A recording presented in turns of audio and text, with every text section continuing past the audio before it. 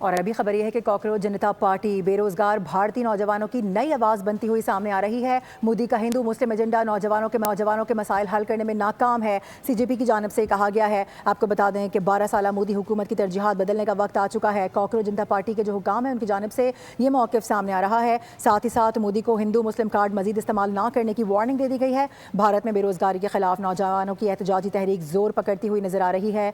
तालीमी इस्लाहात हैं और रोजगार के लिए नया एजेंडा लाएंगे। कॉकरोच जनता पार्टी की जानिब से ये कहा जा रहा है।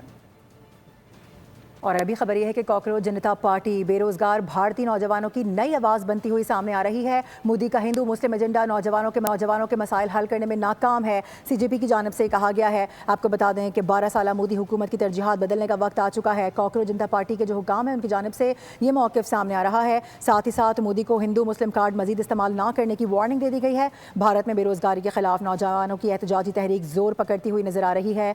तालीमी इस्लाहात हैं और रोजगार के लिए नया एजेंडा लाएंगे। कॉकरोच जनता पार्टी की जानिब से ये कहा जा रहा है।